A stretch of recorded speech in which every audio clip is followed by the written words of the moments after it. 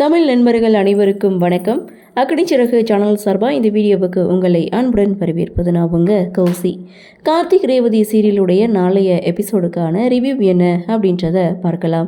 எபிசோடை பொறுத்த வரைக்கும் அந்த மூணாவது எதிரி யார் அப்படின்றத கார்த்தி மாப்பிள்ளை மகிழ் 2 பேருமே கண்டுபிடிக்கிறாங்க. அந்த மாயா தான் மூணாவது எதிரி அப்படின்றத கண்டுபிடிச்சாலும் அதற்கான ஆதாரம் இவங்க கிட்டே இல்லை. சரி, மாயாவை பற்றி அத்தைக்கிட்ட சொல்லலாம் அப்படின்னு மாப்பிள்ளை மயில் சொன்னாலும் அதற்கான ஆதாரம் நம்மக்கிட்ட இல்லை. அதனால நம்ம அவசரப்படக்கூடாது அப்படின்ட்டும், ஒருவேளை மாப்பிள்ளை மகேஷ் மேலே எந்த தவறும் இல்லைன்னா ரேவதியுடைய வாழ்க்கை பாதிக்கும் அப்படின்ற மாதிரியும் எங்கள் கார்த்தி மயில்கிட்ட பேசும்போது எனக்கு என்னவோ அந்த மகேஷ் மேலே தான் சந்தேகமாக இருக்குன்னு கரெக்டாக கெஸ் பண்ணி மாப்பிள்ளை மகிழ் பேசிகிட்டு இருக்காங்க. அப்படியே சீனை கட் பண்ணால் இங்கே ரேவதி ஒரு ஆசிரமத்துக்கு வந்திருக்காங்க. அங்கே தீபா அப்படின்ற குழந்தைக்கு சாப்பாடெல்லாம் ஊட்டி படுக்க வச்சுருக்காங்க. அங்கே இருக்கவங்க கிட்ட பேசிகிட்டு இருக்காங்க. அந்த குழந்தை யார் அப்படின்ற ஒரு ட்விஸ்ட்டை இந்த எபிசோடில் கொடுத்துருக்காங்க. அந்த தீபா அப்படின்ற பொண்ணு கூட ரேவதியை அம்மான்னு கூப்பிட்டுட்டு இருக்கு. ஸோ இந்த குழந்தைய பற்றின விஷயம் ரேவதிக்கு தவிர வேறு யாருக்குமே தெரியலை. சரி, எப்போ அந்த குழந்தைய வீட்டுக்கு கூட்டிகிட்டு போக போகிறீங்கன்னு சொல்லி கேட்கும்போது, இன்னும் 10 நாளில் எனக்கு கல்யாணம் முடிச்சுட்டு இந்த குழந்தைய நான் முறையாக தத்தெடுத்துக்கிறேன், அது வரைக்கும் இந்த விஷயம் யாருக்கும் தெரிய வேணான்னு ரேவதி அந்த அம்மா கிட்ட சொல்லிகிட்டு இருக்காங்க. அவங்களும் பார்த்திங்கன்னா, சரி நீங்கள் கல்யாணம் பண்ணிக்க போகிறவர் இதுக்கு சம்மதிப்பாரா அப்படின்னு சொல்லி கேட்கும்போது, அவர் ரொம்ப நல்லவர், ரொம்ப பாசமானவர், என் மேலே அன்பாக இருக்கார், அதனால் நான் கண்டிப்பாக அவருக்கு நான் சொல்லி புரிய வைக்கிறேன், அதுக்கப்புறம் அந்த குழந்தை தத்தெடுத்துட்டு போகிறேன்னு சொல்லிட்டு ரேவதி அங்கேருந்து போகிறாங்க.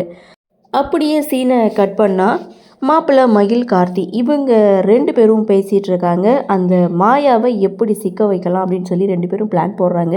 அப்போ கார்த்தி ஒரு ஐடியாவை கொடுக்குறாங்க.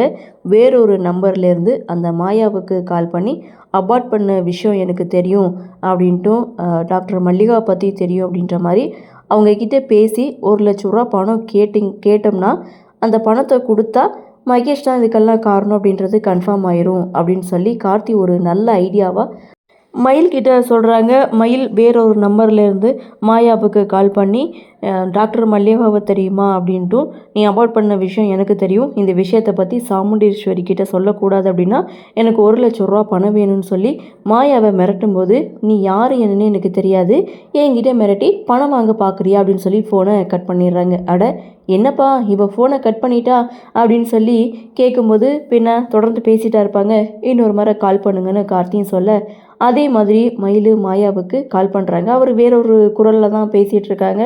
என்ன ஃபோனை கட் பண்ணால் நீ மிரட்டி பேசுனா உண்மை பொய்யாயிடுமா அப்படின்னு சொல்லி, உங்ககிட்ட 1 லட்ச ரூபா கேட்குறேன், நீ கொடுக்கலன்னா நான் நேராக வீடியோ ஆதாரத்தோட சாமுண்டீஸ்வரி வீட்டுக்கு போயிடுவேன், அங்கே போய் நான் 5 லட்ச ரூபாயை வாங்கிக்கிறேன் அப்படின்னு சொல்லி மிரட்டினதும் மாயா பயந்து போகிறாங்க. வேணாம் நானே அந்த பணத்தை கொடுத்துட்றேன், எப்போ கொடுக்கணும் எங்கே கொடுக்கணும் அப்படின்னு சொல்லி கேட்கும்போது அதற்கான லொக்கேஷனை இங்கே மயில் மாயா கிட்டே சொல்கிறாங்க.